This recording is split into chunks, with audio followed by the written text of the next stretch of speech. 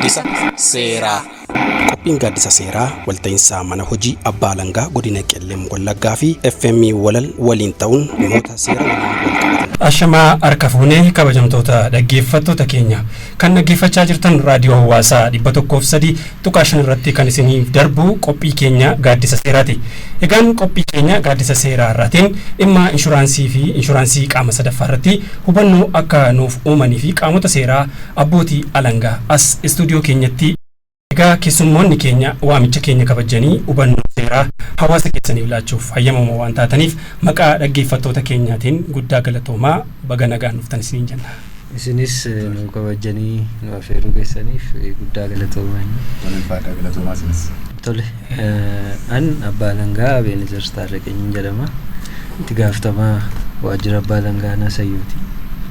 Tole anis maqaan koo Ilsee Babeen jedhama. Tole guddaa galatoomaa isiniin jenna. Egaa jalqabuma irratti akkuma kaasuuf yaale guyyaa irraa kan irratti waliin dubbannu dhimma inshuraansii fi inshuraansii qaama sadaffaa kan jedhu irratti ta'a.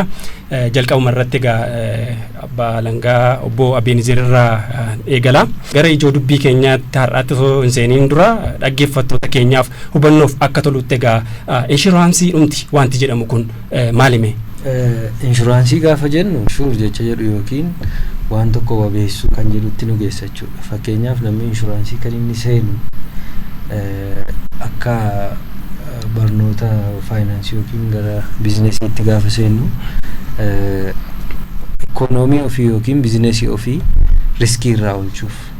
Akka waliigalaatti garuu inshuraansiin yeroo ammaa hiikinni qabu riskii natti dhufa jedhee namni kamiyyuu yaade kan inni ittiin ofirraa qolatudha jechuudha. Fakkeenyaaf konkolaataan koo yoo cabe yookiin yoo galagale konkolaataan koo kun haala kamiin bakka nu bu'uu qabadhee sodaa jedhu kan inni ittiin hambifatu inshuraansii qaama sadaffaati. Fayyaa koo fakkeenyaaf namni tokko dhukkubsachuu danda'a. Yeroo dhukkubsatutti qarshii yoo ofirraa qabe bor sodaa qabu yookiin riskiin fayyaa yoo itti dhufe kan inni ittiin oolu inshuraansiin fayyaas jira jechuudha. Inshuraansiin kan qabeenyaa ta'uu danda'a, kan fayyaa ta'uu danda'a. Yookiin kan namoomaa kan jennu kan biizinesiis ta'uu danda'a jechuudha. Kanaaf gama kamiinuu riskiin natti dhufa yookiin waan kanaaf sodaan qaba jedhamee sodaa keenya sana immoo ittiin dandamachuuf wanti seenamu yookiin poolisiin nuyi qaama inshuraansii wajjin walii mallatteessinu jechuudha. Karaa gabaabaa immoo walii galtee dhaabbata inshuraansii fi nama inshuraansii fudhatu yookiin inshuurdii wajjin godhamu jechuudha. Inshuraansii gaafa jennu walii galteedha. Gara fuula seeraatti gaafa deebi'u inni jedha general definition yookiin haala walii galaatiin gaafa ibsinudha jechuudha. Historikaalii akka inni itti dhufe yookiin bifa seenessa isaarraa gaafa kaanu. Gara seeraatti gaafa dhufnu garuu inshuraansiin kan inni irraa eegalu walii galteedha. Walii galtee qaama inshuraansii fudhatuuf qaama inshuraansii kennu gidduutti godhamu jechuudha. Kanaaf inni ejensii yookiin dhaabbati inshuraansii kennu maamila isaa wajjin waliigaltee guutaa waliigalteen sun immoo poolisii jedhama. Waliigaltee isaa walii mallatteessan kun inshuraansii jedhama jechuudha. Tole galatoomaa gara gaaffii keenya ijootti bita deemnutti immoo inshuraansiin qaama sadaffaa jechuun maalimi? Maaliifis inshuraansii qaama sadaffaa jedhame? Asirratti namni hubachuu qabu general insuraansii yookiin inshuraansii kan biroo ofii keenyaaf galla. Wabii qabeenya keenyaati, wabii fayyaa keenyaati, wabii namummaa keenyaati. Ofii keenyaaf galla jechuudha. Qabeenya keenyarra miidhaa yoo gahe, fayyaa keenyarra miidhaa yoo gahe, maatii keenyarra miidhaa yoo gahe jenneetu kan ofiif seenu. Inshuraansiin qaama sadaffaa garuu namoota irratti miidhaa geessifna jennu yookiin viktimii ta'uudhamee namooti yaadame saaxilamoodha namoota jedhameef kan seennudha jechuudha. Fakkeenyaaf qabeenya namoota birootiif fayyaa namoota birootiif kan seennudha jechuudha yookiin miidhaa namoota biroo irra gahuuf kan seennudha jechuudha. Namoota qaama sadaffaa warra jennu sanaaf galama malee ofii keenyaaf miti jechuudha. Eegumsa qaama sadaffaa jedhamee seerri ifatti kaa'ee jira. Labsiin 799 akka biyya keenyaatti muraa 2005 kan bahe qaama sadaffaa jedhee hiikoo kenneefii jira jechuudha. Qaama sadaffaanaaf kan seenamu malee yoo eegumsa qaama sadaffaatiif malee eegumsa ofii keenyaatiif miti jechuudha. Kanaaf inshuraansii warra kaaniif inshuraansii qaama sadaffaa kanatu gargar godhachuu. Tole gara keessummaa keenya lammataatti deebina. Inshuraansiin qaama sadaffaa fi inshuraansii gidduu wal fakkeenyi jiru maalimi? Akkasumas immoo garaagarummaan jira inshuraansii qaama sadaffaa fi inshuraansii gidduu. Tole galatooma inshuraansii gaafa jennu inshuraansii gosa adda addaa jira, gosa baay'ee jira. Akkuma abbaan alangaa Ebenezer maqaasanii inshuraansiin kan labsii 799 muraa 2005 kanaan haguugamu inshuraansii qaama sadaffaa kan jedhamudha. Inshuraansiin kan biraan jiru garaagarummaan isaanii dhaabbanni inshuraansiitii fi keessumaa abbaan qabeenya konkolaataatii fi dhaabbanni inshuraansii waliigaltee isaan waliigalan qaama sadaffaadhaaf gaafa jennu nama miidhaan qaamarra ga'uu danda'u akkasumas nama lubbuudhaan illee miidhaan irra ga'uu danda'u akkasumas qabeenya irratti miidhaan ga'uu yennaa danda'e illee dhaabbanni inshuraansiitii fi abbaan qabeenyaa gaafa waliigalanii qaama sadaffaa yookaan immoo haguuggii inshuraansii sadaffaa kanaaf akkaataatti beenyaan kaffalamuu danda'udha. Inshuraansii kan biraadhaa wajjin wal qabsiifnee gaafa laallu akkuma margimma ka'aa ture kan namni ofiisaatiif galu dhaabbatumti inshuraansiitii fi abbaan qabeenyaa tokko ofiisaatiif sodaa borii akkuma sila ka'aa ture riskii yookaan immoo itti gaafatamummaa bor dhufu tokko jalaa bahuudhaaf ittiin beenyaa'amuudhaa fi kanumti dhaabbanni inshuraansiitii fi abbaan qabeenyaa sun walii galanidha. Isa kana garuu kan adda godhu qaama sadaffaadhaaf dhaabbanni inshuraansiitii fi abbaan qabeenyaa kan walii galanidha. Kun garaagarummaa isaati. Gaafa tokkummaa isaaniitti deebinu immoo maqaamti waliigalaa yookaan jiran ta'ee maqaan kennamee fi inshuraansii kan jedhamudha. Egaa gosoota adda addaa jiru keessattuu jiru waan ta'eedhaa fi tokkummaaf garaagarummaan isaanii gabaabumatti kana fakkaata. Tole gara abbaa alangaa Ebenezeritti deebina. Inshuraansii fi inshuraansii qaama sadaffaa kanneen jennu kuni faayidaa yookaan bu'aan isaan namootaaf qaban maalimi bal'inaan hawaasni akka hubatuuf? Inshuraansii qaama sadaffaa gaafa jennu wantoota motora yookiin veekiilsedha labsichi. Wantoota motora yookiin elektirikiidhaan socho'an kamiifiyyuu seenan kun immoo dirqama. Kanaaf eegumsa kan inni godhee fi tokko lafa deemaa fi namoota konkolaataa sanaan deemaa jiran. Fakkeenyaaf nu irra imalaa ta'uu dandeenya. Yeroo imallu kanatti konkolaataan nu ittiin deemnurra rakkoon ga'uu danda'a yookiin akka tasaa balaan mudachuu danda'a. Namni garuu balaa mudatee waan ittiin yaalamu dhabuu danda'a. Balaan himatee nufu waan ittiin yaalamu dhabuu danda'a. Waan ittiin reeffa sana fidatu yookiin dhaqee ittiin dhabuu danda'a. Namooti utuu yaalamin akka namneef. Even tola baay'ee dhaabbati yaalaa kamiyyuu hanga qarshii 5,000 waan kana yaaluuf qama yaalii tolaa geggeeffama. Eegumsa namoota imaltoota jedhamanii fi miidhaan immoo geejjibaan irra gahaa jedhamee yaadama. Geejjiba motoraas elektirikiis haa ta'u irra gahaa jedhamee yaadamu kamiifiyyuu eegumsa gochuuf jechuudha kan inshuraansiin kun barbaachise. Fakkeenyaaf immoo dhaggeeffattooti keenya kan isaan hubachuu qaban inshuraansiin qaama sadaffaa ofii isaanii ta'anii gaafatanii kan isaan fudhachuu danda'an. Ofii keenya abbaan qabeenyaa gidduu galuu dhiisuu danda'a. Ofii isaatii qulqulleeffatee inshuraansiin sun inshuraansii qaama konkolaataan isaan miidhe yookiin isaan rukute inshuraansii qaama sadaffaa qaban ofii isaatii kallattiidhaan naqee kaampaanii inshuraansii sana gaafatachuu danda'a jechuudha. Abbaa qabeenyaa wajjin diriiriitti galuun dirqama. Baay'ina namoota miidhaan irra ga'e illee ilaalcha keessattuu hin gashin kaampaanii inshuraansii kaffala jechuudha. Kanaaf xiyyeeffannoon labsii kanaa inni guddaan namoota dhimma geejjibaa irratti saaxilamoo ta'an lafa deemaas haa ta'u imaltuus haa ta'u namoota saaxilamoo ta'an kanaaf eegumsa gochuuf. Faayidaan isaa akkuma namni rukutamee bakkeetti naf miidhaan irra ga'e yaala malee akka naf gochuufidha jechuudha. Tole guddaa galatoomaa waan bal'aa nu kaastanii. Egaa bu'uuruma labsiitiin immoo inshuraansiin beenyaan inni abbootii qabeenyaa osoo hin taane namoota dhuunfaa balaa tasaa adda addaatiin kan miidhamaniif kaffalu jira. Isarratti mee bal'inaan sun ibsitanii? Namoota dhuunfaatii fi kan inni kaffalu abbaa qabeenyaa miti baay'ee kan fudhatu bu'uura labsii kanaati. Abbaan qabeenyaa waan argatu hin qabu. Because abbaan qabeenyaa nama miidhaan irra ga'e. Labsiin kun jalqabumarraa kan inni bahe abbaan qabeenyaa kan inni fudhatu sasila jennee garaagarummaan inshuraansii isa kaanii fi inshuraansii qaama sadaffaa isa kanadha. Abbaan qabeenyaa kan inni dhaqee daayirektii gaafatu gaafa inshuraansiin sun general inshuraansii, property inshuraansii, health inshuraansii yoo ta'e namuma inshuraansii gale sana dhaqee gaafata. Isa kana garuu anaaf gale yookiin nuyiif gale jechuudha. Hawaasa kanaaf gale.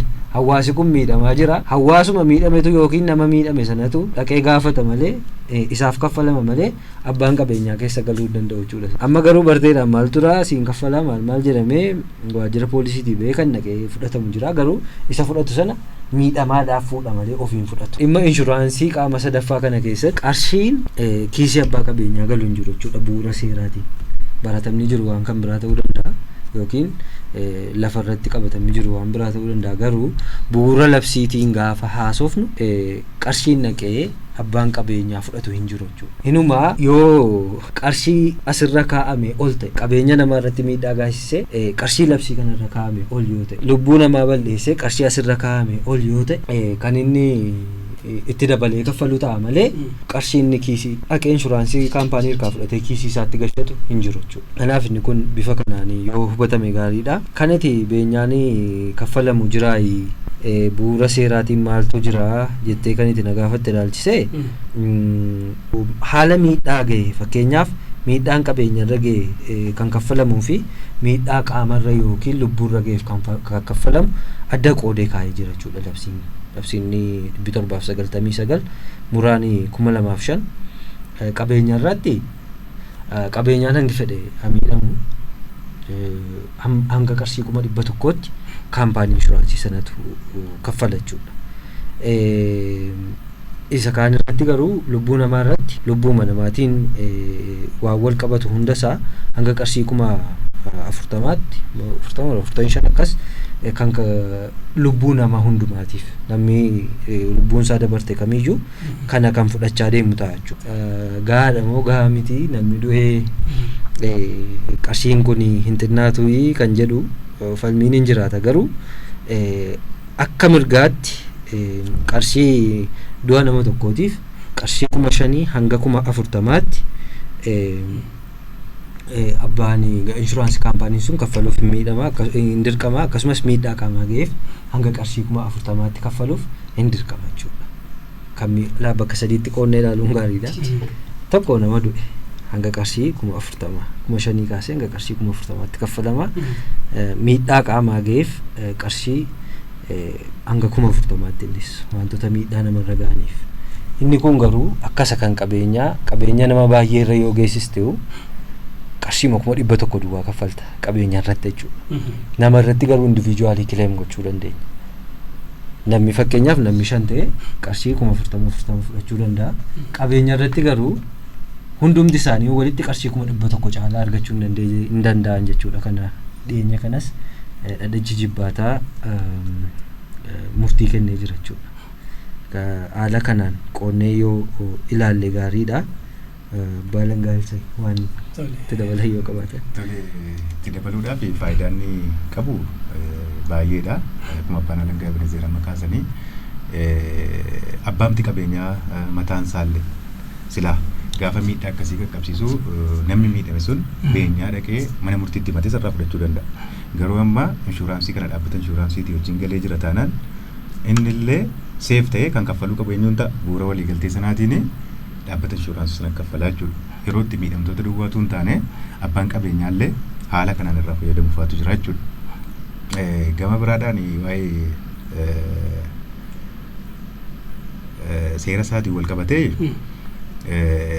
manni murtii dhaddachi jibbaataa federaalas waan jedhe qaba. Akkuma amma kaa'aa ture seera dhimma kanaaf rogummaa qabu labsii 799 muraa 2005 kanaanii akkaataan itti dhimmi kun furmaata argachuu danda'u tumamee jira.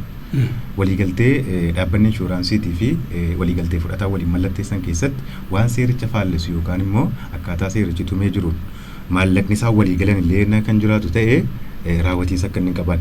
Fakkeenyaaf lubbuu namaatiif qarshii 40,000 jennee namni 500 yookaan 300 waliigaltee waliigaluu danda'a.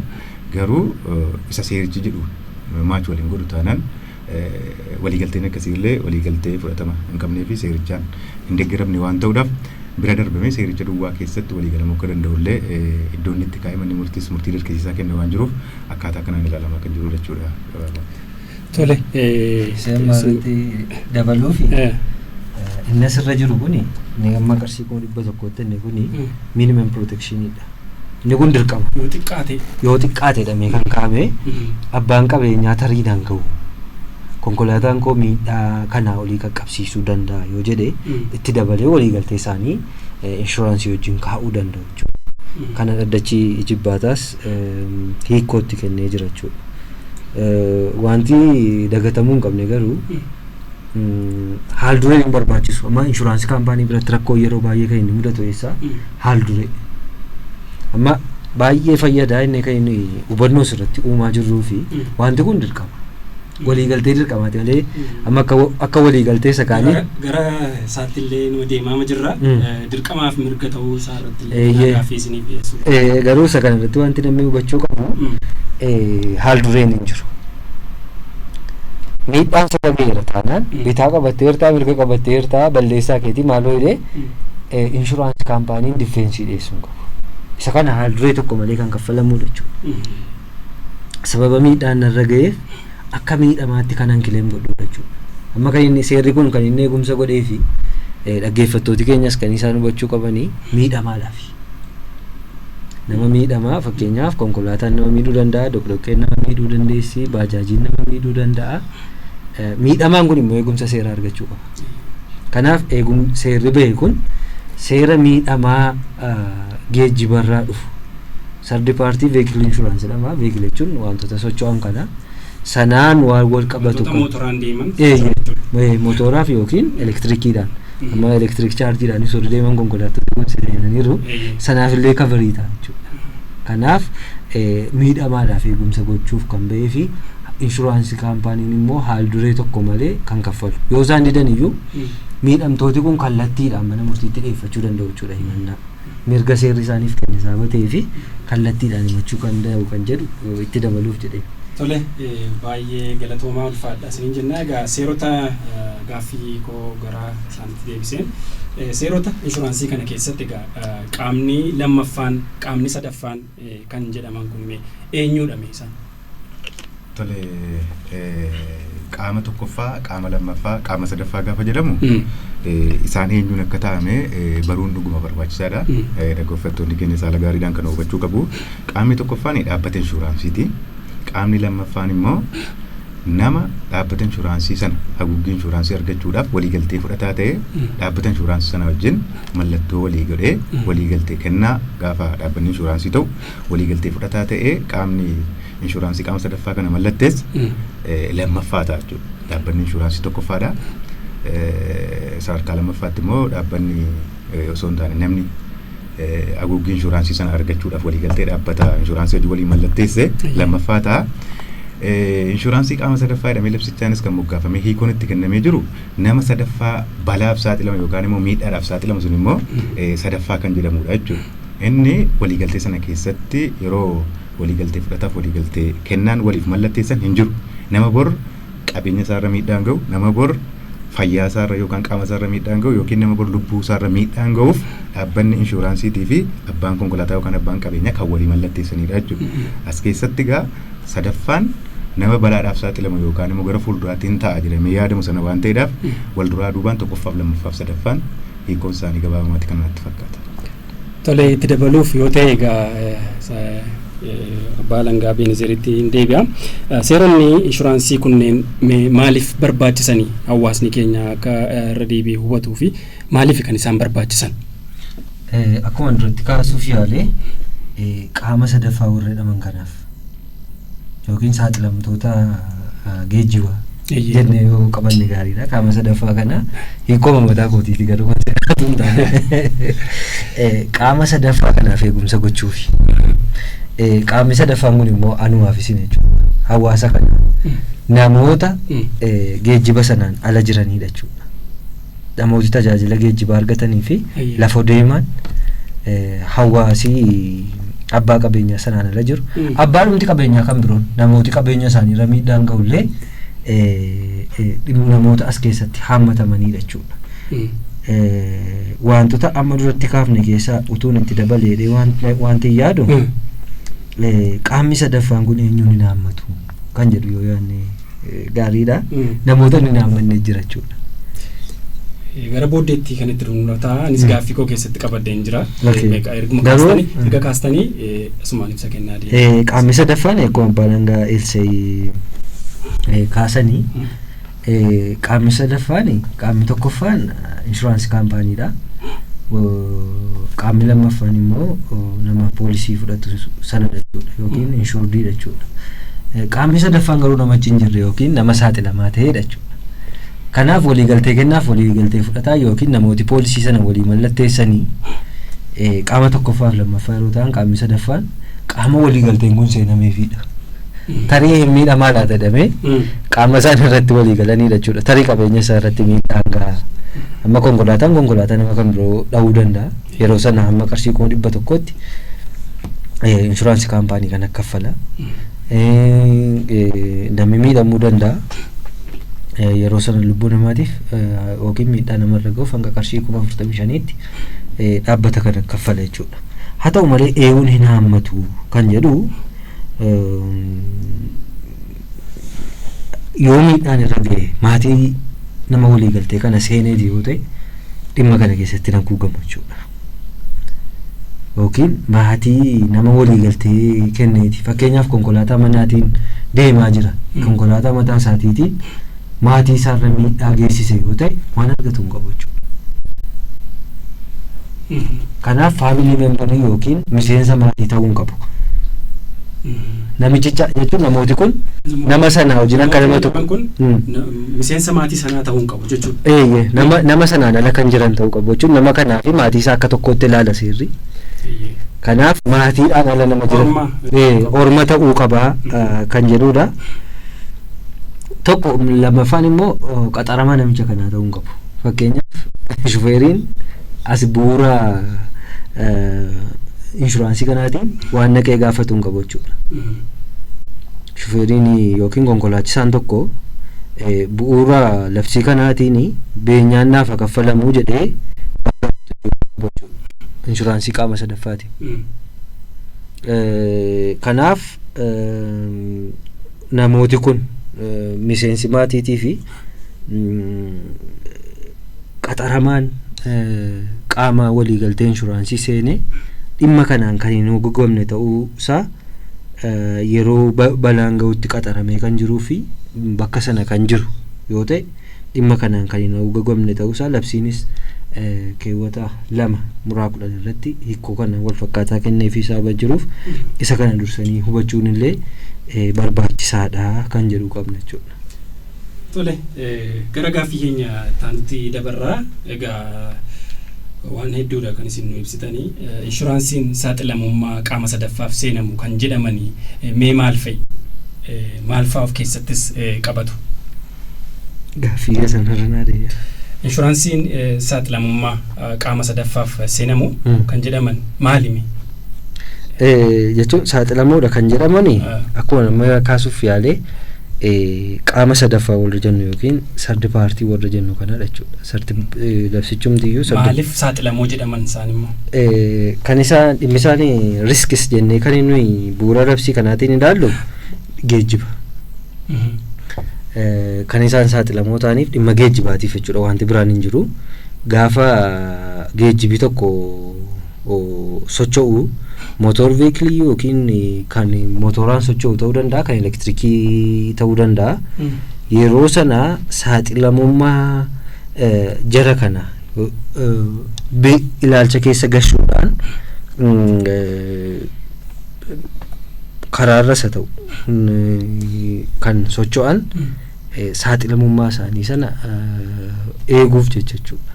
Jechuun balaadhaan amma xiyyeeffannoon kan jiru maaliif saaxilamoodha yoo ta'e balaadhaaf wanti biraan jiru sa'aatii balaan gahu sanatti immoo balaa kana averti gochuuf yookiin isaanirraa ittisuu fi waliigaltee seenamuudha jechuudha. Guddaa galatoomaa isiniin jennaa. Egaa gaaffii keenya gara birootiin immoo egaa namoonni konkolaattota qaban egaa yookiin abbootiin qabeenyaa kanneen jedhamanii mootoraan kanneen socho'an kana konkolaataas ta'uu baajaajis ta'uu kan jiru inshuraansii kana seenuun yookaan bitachuuf mirgamoo akka mirgaatti moo akka dirqamaatti kan inni ilaalamu?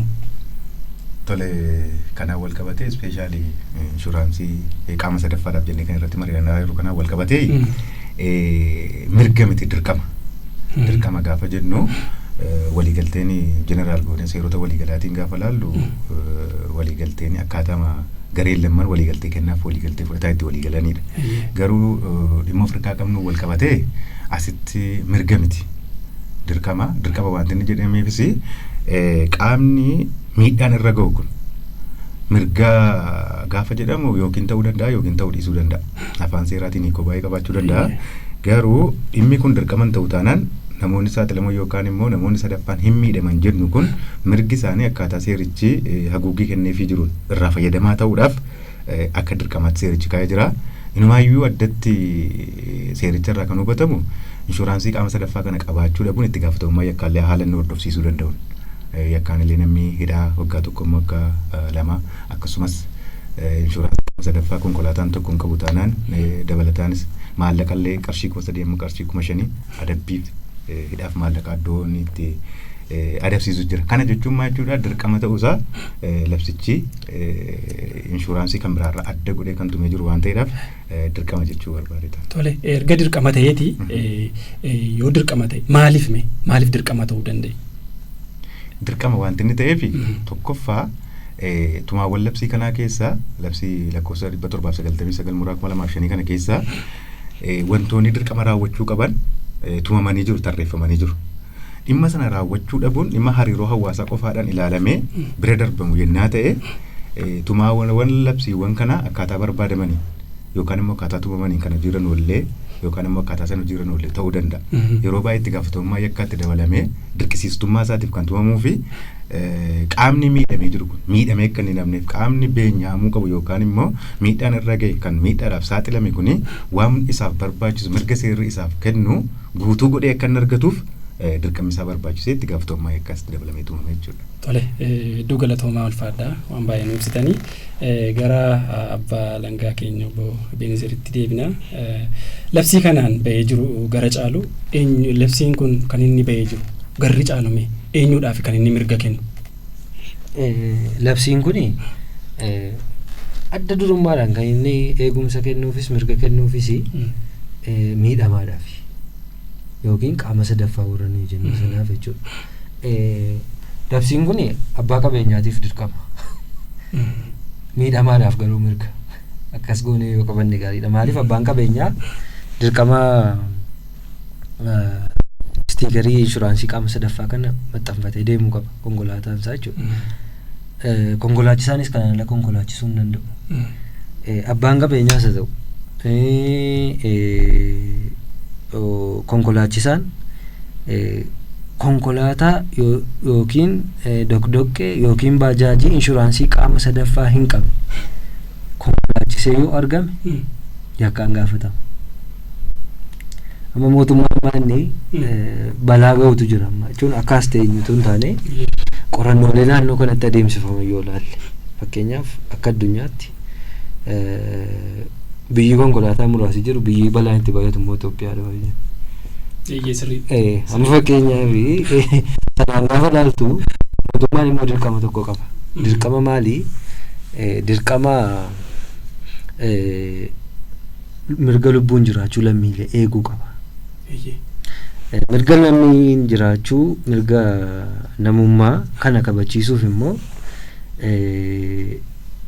mootummaan wanti inni godhu keessaa tokko inshuraansii kana haala kanaan tumee jira jechuudha. Ifeen kana duwwaa miti baay'ee. Namooti fira hin qabne namooti waan namni waa'ee isaanii dubbachuu hin dandeenye konkolaataan yoo badeelee maal ta'a jedhamee ilaalcha keessa galuudhaan inshuraansii fandiin illee hundaa'ee jira jechuudha. Kan akkaawuntiin isaa baankii biyyaalessaatti banamee jiru haala addaatiin Medina Ejensii jedhama Finfinneetti argama. Isaanillee namoota akkasiitiif achirraa baasitee kan kennamu ta'a jechuudha. Namoota fira hin qabne rakkataa lafa yookiin inshuraansiin sun nama gaafatu kan dhabee fi achitti iyyatanii achiillee adeemsa isaa eeggatanii yoo deeqamanii gaafatan achirraallee baasitee kennamaaf jechuudha. Kanaaf qaama sadaffaa isa jedhamu kanaaf qarsichi gahaa moo gahaa miti kan jedhu akkuma jirutti ta'e eegumsa addaa kan godheedha jechuudha. Mirga lubbuun jiraachuu lammiilee kana kabajuuf haala addaatiin miidhamtee hafuun qabdu yaadachuun kan dhufeedha jechuudha. Garuu kan biyyoota biroo hojii wal bira qabnee boodarra kan kaasnuun ta'a kan ollaama keenya Keeniyaa yoo laalle haalli isaan itti qarshii kana tumaniiraniif haalli biyya keenyaa tokko miti jechuudha. Xiqqoo ishee kan isaanii ol ka'aadha, kan keenya immoo gadi bu'aadha. Tarii qarshiin kun yeroo sanatti guddaa ta'uu danda'a. Infleeshin reetii har'a jiru kana wajjin garuu kan wal simu miti jechuudha. Dambiilee balaa tiraafikaatiin wal qabatee keessumaa magaalaa Finfinnee keessatti yeroo ammaa ba'aa jiranii fi lubbuu namaatiif waan kaffaltuuf qabeenya sanaaf waan kaffaltuuf wal bira qabdee gaafa laaltu inni kun xiqqoo gadaanaadha jechuudha. Dhimma itti xiyyeeffatamuu qabuudhas jennee kan akka qaama seeraa tokkottis gorsinuudha jechuudha. Tole, kanumatti fufee gaaffii xiqqoo tokko kan ifaanaan taane yeroo hedduu konkolaataa hundumaa kan inshuraansii maxxanfatu moo kan hin maxxanfanne adda ba'anii jiru. Kan mootummaa ta'e konkolaataan tokko kan inshuraansii fuuldura isaatii hin qabne ni mul'atu. Isaan kun seeraan hayyamamee fi ituu maxxanfatin dhiisan immoo maali? Konkolaataan dambii dhaan adda ba'ee jira. Konkolaataa muummicha ministeeraati. Kan raayyaa ittisa biyyaati, kan pirezidaantiiti. Isaan kana duwwaatu. Exceptionii kanaan ala namni jiru. Yoo nama dhahee baay'ee gaafa akkas jennu har'a tokko maxxanfatiin deemuun hin danda'amu. Konkolaattota kana sadaniin ala konkolaataan daangaa Itoophiyaa keessa socho'u kamiyyuu maxxanfachuuf hin dirqama. Maaliifi tokkoffaa inni warri sun kan isaan ala taasifamanii fi raayyaan ittisa biyyaa yeroo balaan jirutti kan inni socho'u. Most probably namni karaarra hin jiru. Miseensa raayyaa ittisa biyyaa qofa fe'ee deemudhamee tilmaamama. Namoota dhuunfaa fe'ee hin deemudhameeti kan inni tilmaamamu jechuudha. Muummichi ministeeraa yeroo isaan socho'an konkolaataa muummicha ministeeraa darba taanaan karaaleen jiran hin cufamu. Karaa sanarra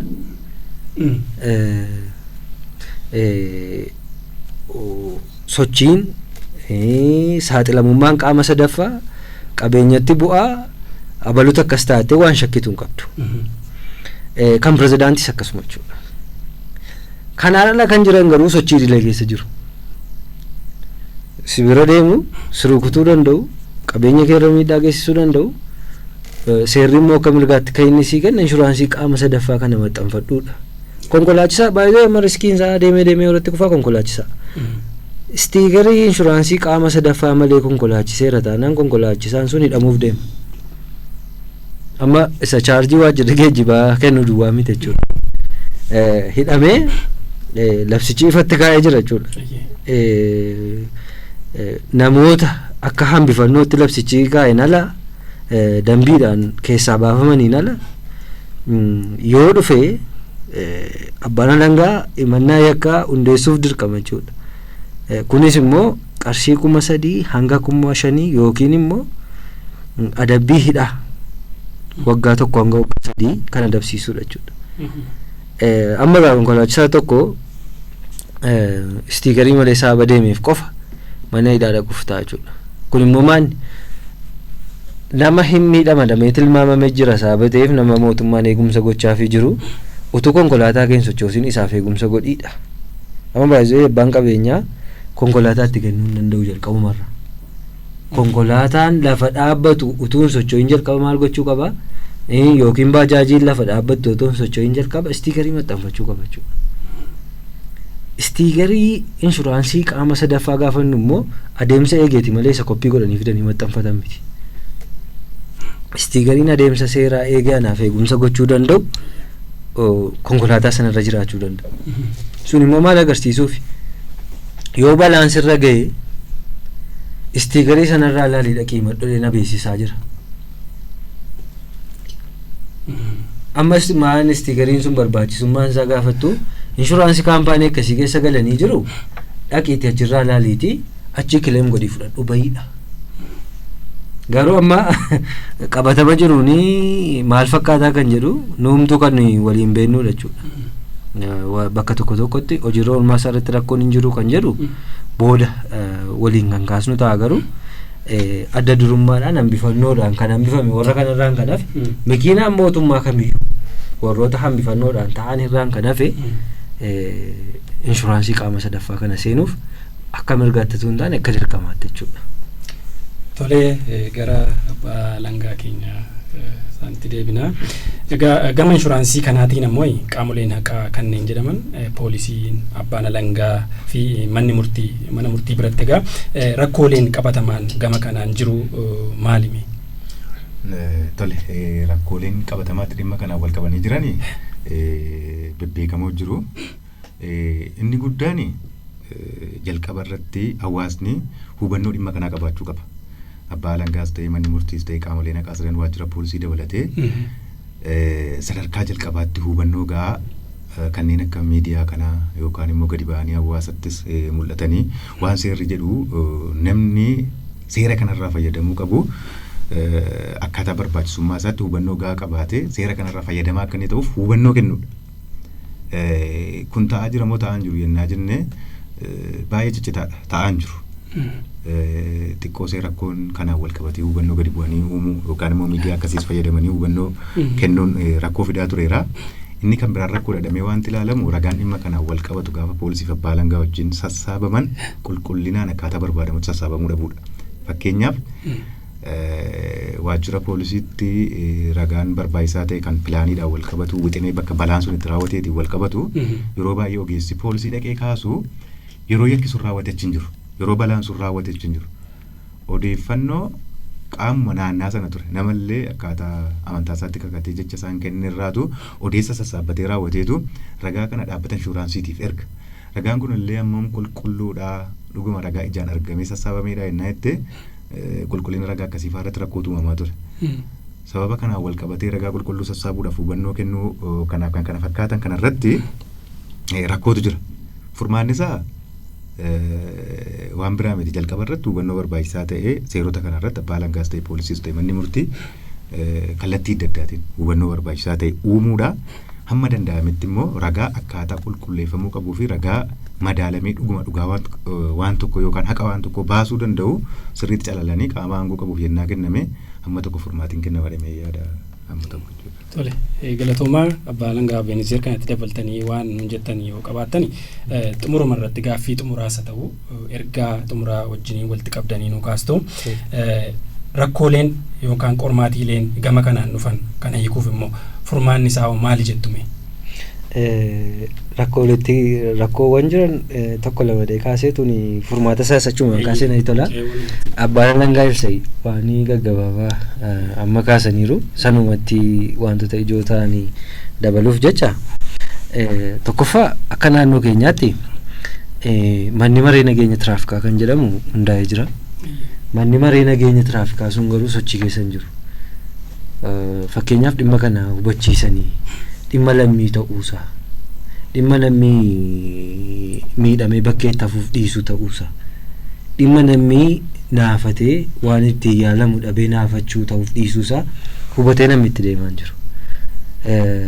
To'ataan tiraafikaa karaarra jiru yookiin poolisiin tiraafikaas haa ta'u to'ataan waajjira geejjibaatii ramadamee jiru chaarjii kennee dhiisuu hin qabu jechuudha dhimma kana. Yakka waan ta'eef qabee waajjira poolisii geessee itti gaafatamummaan yakkaallee akka guddaa gochuu qaba jechuudha. Kan ammoo gaafa godhu eegumsa hawaasa kanaatiif malee dhimmi dhuunfaa keessa akka hin jirre hubatamuu qaba jechuudha. Maanni baajaajiin nama dhooftee yaadama dubartiin qoraan baattee baadiyyaadhaa dhuftee baajaajiidhaan rukutamtee baajaajiin sun yoo bade ganaaf Finfinnee dhannee gaafachuu hin dandeenyu namatu qarshii walitti buusaaf jechuudha qaba. Balaa irratti jiru kana jechuudha. Kanaaf wanti nuyi irratti xiyyeeffachuu qabnu to'ataan geejjibaa keenya chaarjii kennee dhiisuu hin qabu jechuudha inshuraansii qaama sadaffaa. Konkolaattota sanaa fi nama konkolaachisaa sanallee qorataa poolisiif dabarsuu qaba. Maaliif itti gaafatamummaa yakkaallee waan qabuuf kun dhimma eeruu yakkaa kennuuti jechuudha. Chaarjii fudhachuun akkuma jirutti ta'e adabbii kan bu'uura qajeelfamaaf dambii geejjibaatiin fudhachuun akkuma jirutti ta'e adabbii yakkaa waan jiruuf isa kana dabalataan kennuu qabu. Manni murtii kan jedhu yeroo baay'een kaasaa jechuudha sadarkaa oliitti gaafa falmiin geggeeffamu dantaa irraan qabdanii jedhanii qaamni sadaffaan gaafa inni daayirektii mana murtiitti mannaa hundeeffatu yeroo tokko daangessuun ni mul'ata. Labsiin garuu ifatti haal duree tokko malee akka isaanii mirga waan sana gaafachuu qaban keewwata 17 muraa 2 irratti qaamolee sadaffaa aangessee waan jiruu fi isa kana daangessuun qaban jechuudha. Dhaddachi jibbaataallee hiikoo barsiisaa irratti kennee jira sababatee fi daangeffamuun akkasii jiraachuun qabu jechuudha. Garuu walumaa galatti geejjibni naannoo ispeeshaalii naannoo keenya keessatti godina keenya keessatti geggeeffamu kamiyyuu inshuraansii qaama sadaffaatiin kan deeggarame ta'uu qaba jechuudha. Kun immoo eegumsa yuutii fi eegumsa saaxilamaa yookiin miidhamaa nama bor miidhama jedhamee seerri yaadeefi jechuudha. Kanaaf rakkoolee jiran kana labsii sana hubachuu dhabuudhaan rakkoon ka'u jira.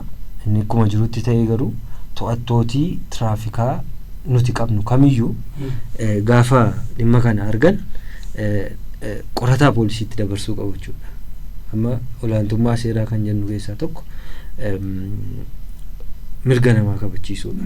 Seerri kan inni ba'uuf mirga namaa kabachiisuu fi kun immoo dhimma dantaa hawaasaallee waan ta'eef hawaasa bal'aa balaadhaaf saaxilamaadha jedhamee yaadamu eeguuf kan ba'e sababa ta'ee fi isa kana ilaalcha keessa gashuudhaanii yeroo sana galmeenlee qulqullaa'ee namni sun dirqamee akka inni inshuraansii qaama sadaffaatti seenu gochuun barbaachisaadha kan jedhuun qabachuudha. Furmaati isaa maanni kan isin naan jettan ilaalchisee furmaati isaa tokko hubannaa uumuudha. Hubannoo tiraafikaa namni daandii qabatee deemuu qaba, akkasitiin deemuu qabaatti dabalata. Namoota konkolaachisaa ta'aniif dhimma kana irratti hubannoon kennamuu qaba jechuudha. Akkuma keewwata adabbii kan geejjibaa yookiin karaa bulchiinsa adabbiin raawwatamu jiru itti gaafatamummaa yakkaallee akka jiru akkuma deemuu hubannoo hawaasaaf kennaa jiru kan itti gaafatamummaa yakkaallee dhufuu kan danda'u. Namni tokko dhimma kanaaf beenyaa kaffalee kan bahutu hin taane mana hidhaa dhaquullee akka jiru. Itti gaafatamummaa yakkaati gaafa jennu waa'ee namni itti gaafatamummaa hariiroo hawaasaaf yakkaa garaagarummaa isaa ibsuu fi hariiroo hawaasaa taanaan birrii kaffaltee baata yookiin qabeenya fudhattee deebistee baata. Kan yakkaa garuu mana hidhaas geessa jechuudha yookiin qarshiidhaan si adabsiisa. Kanaaf wanta kanarraa of eeguuf yakka gama kanaan raawwatamaa jiru uummata miidhamaa jiru balaa jala hambisuu fi hubannoo uumuun dirqama ta'a. Lafa immoo gochi kun raawwatameera konkolaataan baajaajiin inshuraansii haguuggii inshuraansii qaama sadaffaatiin ala deemaa jirti jedhamee argametti immoo seeratti dhiyeessuudha jechuudha. Abbaa alangaatiif poolisiidhaaf yeroo kennanii akka isaan seeratti dhiyaatan gochuudha jechuudha. Hubannoon uumameera namni sana bira darbeen hawaasa koon jaalladhu waan fidde fidiitti jechuudha. Kanaaf immoo hawaasa kanaa ol abbaa qabeenyaa dhuunfaa yookiin nama sana kunuunsuu hin dandeenyu seeratu eegi jedhee dirqisiisaanii jira sababa ta'ee fi nama kana eeguuf hin dirqama jechuudha. Nama kanaaf eegumsa gochuuf yookiin nama saaxilamaa ta'e miidhamaa kana eeguuf hin dirqama sababa ta'ee fi lafa isaan didanii keessa darbanitti immoo olaantummaa seeraa mana murtiitti dhiyeessanii adabbii akka isaan argatan gochuun dirqama ta'a kan jedhu qabna jechuudha. Tole guddaa galatoomaa abbaa alangaa obbo Abeenizer Taarreqanii fi abbaa alangaa Elsay wannoo dhimma kanarratti istuudiyoo keenyatti dhuftanii hawaasa keessaniif qooduuf fayyamamoo taatanii akkasitiin ogummaa qabdaniin hawaasa keessan tajaajilu keessaniif guddaa galatoomaa isiniin jenna. Kabajamtoota dhaggeeffattoota keenya qophii keenya gaaddisa seeraa irraatiin egaa hubannoo bal'aa karaa abbootii alangee keenyaatiin dhimmoota hedduu inshuraansii fi inshuraansii qaama sadaffaa jedhaman irratti isiniif qoonnee kan jiru irraa waa hedduu akka hubattan abdii guddaa qabna. Egaa qophii kanas akka kanatti bareechanii kan qopheessanii walta'iinsa mana hojii abbaa alangaa aanaa sayyoo fi raadiyoo hawaasaa FM walal 103.5 kan yuunivarsiitii Dambidolloo waliin ta'uun jechuudha. Qopheessaan qophichaa immoo an Caalaa Yoosefin ture. Qophii gaaddisa seeraa gara biroo waliin torban hanga nagaa wal agarrutti turtiin keessan FM walal waliin haa ta'u isiniin jenna.